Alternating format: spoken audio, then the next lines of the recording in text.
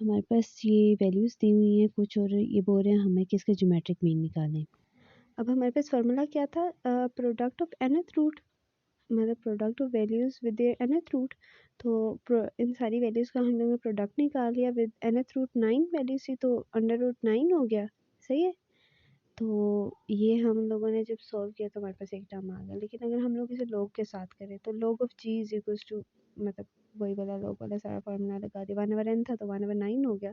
Log of x1 करे 45 को इसी तरीके से सबका जितनी भी वैल्यूज है सबका लॉग निकाल दिया, फिर उन्हें ऐड कर लिया तो हमारे पास एक टर्म आ गई।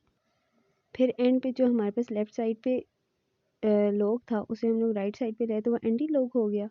तो एंटी लॉग निकाल के हमारे पास वैल्यू आ गई 39.68। ये हमारे पास ज्योमेट्रिक मीन आ गया। अब नीचे हमें दिया गया है ग्रुप डेटा। पहले तो अनग्रुप डेटा था ना, तो अब हम लोग देख लेते हैं ग्रुप डेटा के लिए।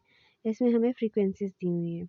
तो हमारे पास फार्मूला क्या था, log of g is equals to 1/n into summation F I log of xi। तो हमें बेसिकली फाइंड क्या करना है, F I log of xi, ये कॉलम हम लोग बनाएंगे और इसका समेशन निकालेंगे। उसके लिए पहले हम लोगों ने log of xi का टेबल बना लिया, फिर उसके बाद उसे f से मल्टीप्लाई कर दिया, फिर इसका सम निकाला तो हमारे पास ये वैल्यूज आ गई। फिर इसे हम लोगों ने हमारे पास ज्योमेट्रिक मीन का फार्मूला था उसमें डाला और कैलकुलेशन करके हमारे पास ज्योमेट्रिक मीन आ गया। तो इस तरीके से हम लोग ज्योमेट्रिक मीन फाइंड कर सकते हैं।